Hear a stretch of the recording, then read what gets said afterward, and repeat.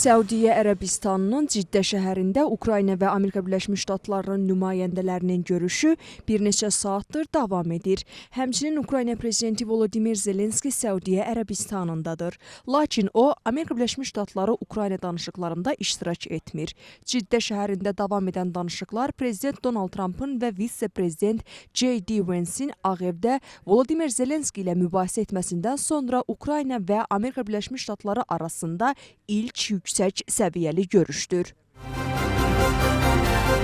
Küllü miqdarda vəsaiti qanuna zidd şəkildə mənimsəmək faktı üzrə təqsirləndirilən iş adamı Georgi Chikwaidze'nin barəsində qətimkan tədbiri olaraq seçilən 50 min larlıçı girov həbslə əvəz edilib. İkinci təqsirləndirilən şəxs İrakli Papiaşviliyə gəlincə, onun barəsində seçilən girov qüvvədə qalıb. Qətimkan tədbirinin dəyişdirilməsini prokurorluq tələb edirdi. İstintaq orqanının məlumatına əsasən işdə yeni hallar var. Konkret olaraq qurum təqsirləndirilən şəxslərin dövlət sərhədini keçərək gizlənə biləcəkləri haqda məlumata malik olub. Müdafiə tərəfi vəsatətlə razılaşmayaraq gizlənmə təhlükəsinin olmadığını qeyd edib. Təqsirləndirilən şəxslər küllü miqdarda vəsaiti qanuna zidd şəkildə mənimsəməkdə ittiham olunurlar. Bu da 7 ildən 11 ilə qədər müddətə azadlıqdan məhrum etməni nəzərdə tutur. Sözgedən iş üzrə onlar barəsində girov qətimkan tədbiri seçilmişdi. Eləcə də sərhədi keçmək qadağan edilib. Məhkəmə iclasından çıxan İrakli Papiaşvilini kriminal polisin əməkdaşları foyedə qarşılayıblar və onun üzərində axtarışın aparılması gərəkdiyini bildiriblər. Təqsirləndirilən şəxsin üzərində şəhər məhkəməsində axtarış aparılıb. Daha sonra isə onun avtomobilində axtarış aparılıb. Avtomobildən şəxsi əşyaları, eləcə də $5000 götürülüb. İrakli Papiaşvili qeyd olunan məbləğin vəkilə ödənilməli olan qonorar olduğunu bildirib. Paralel olaraq bugün Papiaşvili və Georgi Chikwaidze'nin evlərində də axtarış aparılıb. Axtarış nəticəsində nəyin götürüldüyü barədə istintaq orqanı hələlik açıqlama verməyib. Gürcü arzusunun bu dəfə narkotik siyasətinin sərtləşdirilməsinə aid daha bir qanunvericilik təşəbbüsü siyasi spektrdə qiymətləndirmə mövzusudur. Müxalifətin bir hissəsi təşəbbüsü müsbət qiymətləndirir. Gürcü partiyasında isə hesab edirlər ki, ölkədə onsuz da ən sərt narkotik siyasəti var və onu daha da sərtləşdirmək praktiki olaraq imkansızdır. Parlamentə narkotiklərlə, o cümlədən çətənə bitkisi və marixuana ilə əlaqəli hərəkətlərə görə məsuliyyətin sərtləşdirilməsini nəzərdə tutan 8 müxtəlif qanuna ediləcək dəyişikliklər artıq təqdim olunub. Cinayət Məcəlləsinə, İnzibati Xətalar Məcəlləsinə və mütəşəkkil cinayətkarlıq və rəkeçilik haqqında qanunlara dəyişikliklər ediləcək. Bütün növ narkotik vasitələrin satışına görə cəzanın maksimal şəkildə sərtləşdirilməsi ilə bağlı qərar qəbul edilib. Bu isə o deməkdir ki, narkotik alverçiləri, xüsusilə küllü və ya küllü miqdarda narkotik vasitəsi bir yana, hətta az miqdarda narkotik vasitə satdıqlarına görə 12 ildən 20 ilədək və ya ömürlük həbs cəzası ilə üzləşəcəklər. Narkotik alveri və narkotik alverçisi anlayışları müəyyən ediləcək. İnzibati Xətalar Məcəlləsinin konkret maddələrində nəzərdə tutulmuş hallarda isə şəxsin nəqliyyat vasitəsini idarə etmə, dövlət qulluğunda fəaliyyət göstərmə və silah hazırlama, satın alma, saxlama və gəzdirmə hüququ 5 ilədək müddətə məhdudlaşdırılacaq. Qanunvericilik paketinin təşəbbüskarları Gürcü Arzusu və Xalqın Gücü partiyalarından olan deputatlardır. Gürcü arzusunda yenidən dərin dövlətin təsirlərindən danışırlar. Mamukam Dinaradze bildirir ki, hələ ki dərin dövlətin nəinki məğlubiyyətindən, hətta zəifləməsindən belə əsər əlamət yoxdur.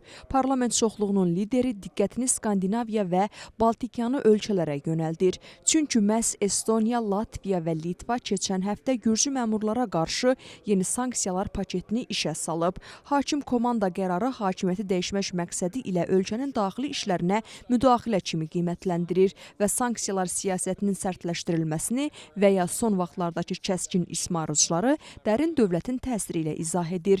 Dinaradze'nin izahatına əsasən Amerika Birləşmiş Ştatlarının mövqeyi ilə Amerikada dərin dövləti məğlub etməyin mümkün olub olmadığı ortaya çıxacaq. Onlar Amerikanın Gürcüstan hakimiyyətinə münasibətdə ədalətli mövqe tutacağına ümid edirlər.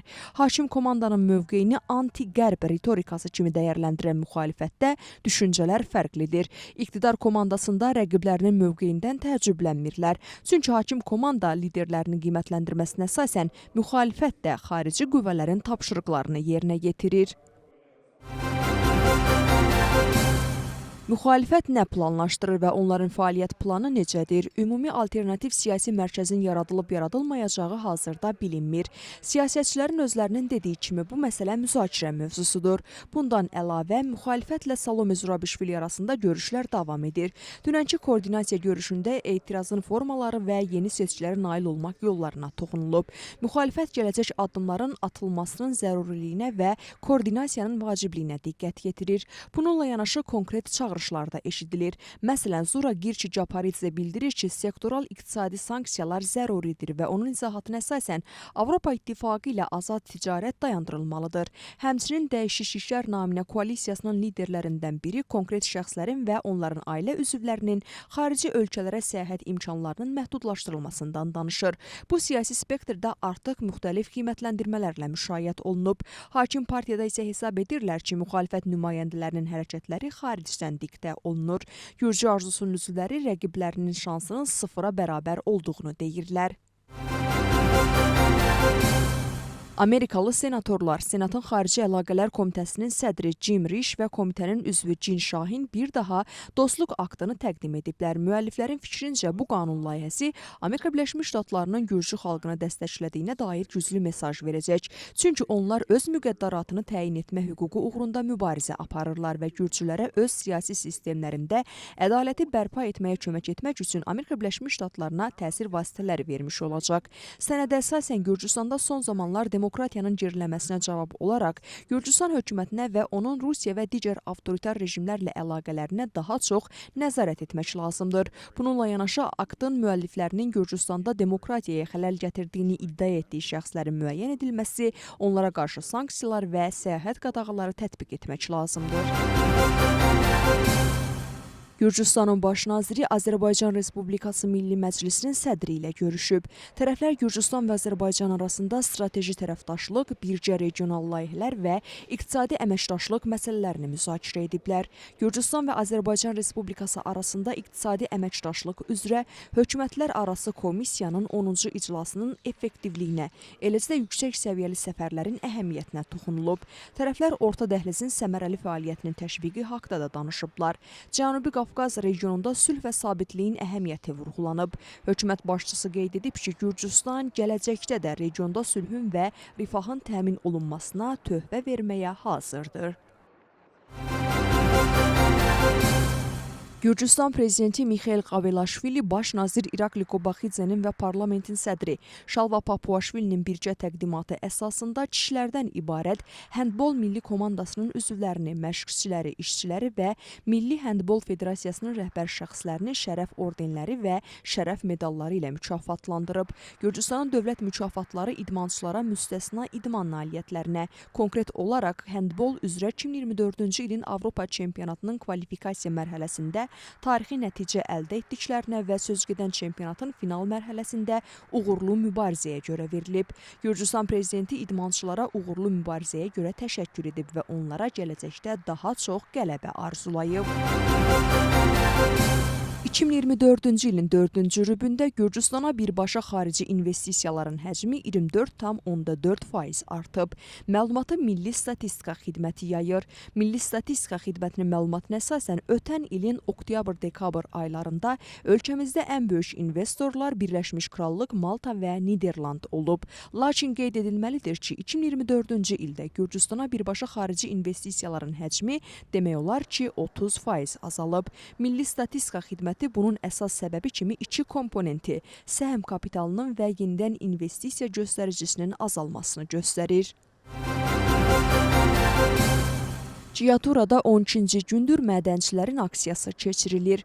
Aksiyanın iştirakçıları əmək haqqının ödənilməsini, Georgian Manganese şirkətinin Ciaturadan çıxmasını, müəssisənin idarəçiliyinin dövlət tərəfindən təhvil alınmasını, şirkətin mənfəətinin 5%-nin köçürüləcəyi və Ciaturanın inkişafı üçün istifadə olunacağı xüsusi fondun yaradılmasını tələb edirlər.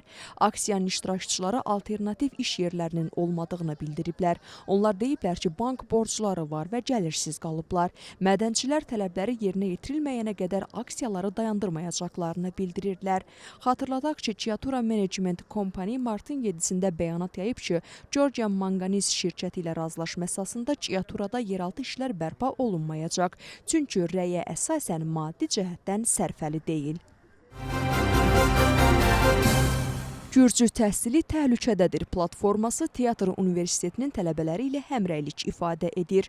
Onlar bugün universitetin yaxınlığına toplaşaraq rəhbərliklə görüş tələb ediblər.